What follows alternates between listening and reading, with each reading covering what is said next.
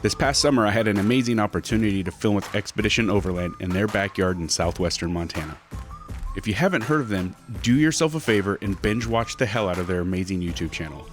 This group just completed overlanding the Pan American Highway and filmed the whole thing. It's incredible. If you're not familiar with the Pan American Highway, it's a bit of a poke. About 19,000 miles or 30,000 kilometers, depending on where in the world you're watching this. It's fair enough to say you gotta stop a few times for gas.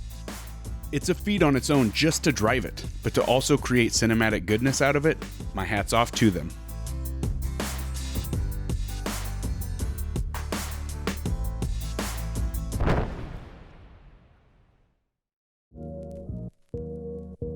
Before heading out with the boys of XO, I was invited by my friend Jesse Bussard of Fermentana to grab a few beers for the trip, courtesy of Bunkhouse Brewing. Bunkhouse is located in Bozeman, Montana, right next to the university. It's a cool little joint too. These guys don't mess around either. They're serving up some award-winning brews, and I've got to check it out.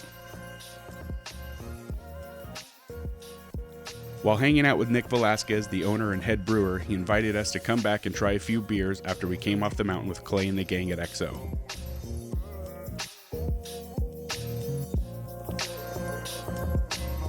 Right. Oh boy, what do we have here? Is the Dupree's Diamonds Imperial Rye IPA. Kind of smells like weed. It's a little dank. Okay. I would definitely put that in the category of dank. Yeah. It's a little dank, a little citrusy. The rye malt in it's going to give it a little tiny spice character. That's really unique. I don't think I've had an IPA like that before. It's also pretty hot as far as ABV goes. It's like 8.8. 8.8. Wow, that is pretty high. Yeah. It's good though. It's one of my favorites right now. 75 IBU. For me, when I approach any of my beers, really, one of the big things that I have concerns of is over-isomerization, where hops are just getting overutilized and creating too bitter of a beer. Yeah. You know, so I really focus on making sure the beer, especially like this, aren't overly bitter.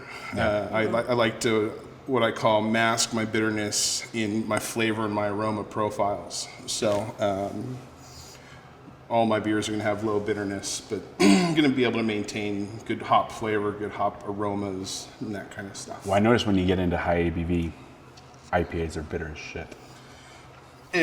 That's a recipe thing. Yeah. You know, I don't think this is that bitter. No, it's not at all.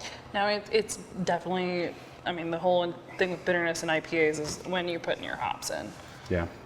And how much Yeah. when you do And those which ones. additions. And which ones. Which are you using local grown hops, or are you using? No, we do when they're available. Yeah. We did a wet hop beer last year. It was really popular. We'll probably do a double batch of that this year. I do have a very strict America grown hop kind of ethos. So I don't buy German hops. I don't buy New Zealand hops. You know, I'm focusing more on domestic grown hops, grains, anything grown here in the States. I think helps give me more of like a regional kind of flavor to my beers. Well, whatever you're doing, it's great. Thanks. That tastes pretty damn good. You know, and sometimes some of these big IPAs, they can get kind of syrupy or kind of cloying. And I think this is a nice balance of good flavors and aromas with a decent kind of malt backbone to it. Definitely. Right. That's awesome. Very good. Yeah, I could definitely.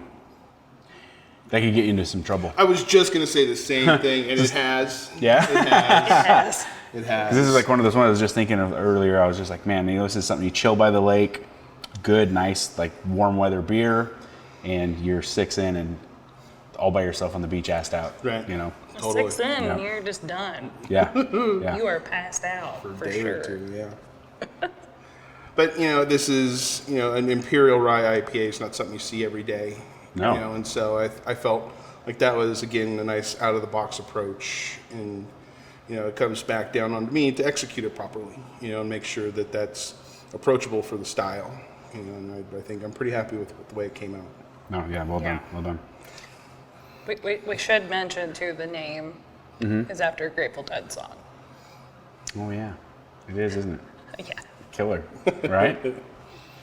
So I tend to, when I'm looking for a name, when I'm scrambling for a name, that's kind of one of the resources I always go to. Music. Music, yeah. Definitely music. That's cool. It kind of gives it that neat little flair to it. Sure. And then it's part Gives of it personality.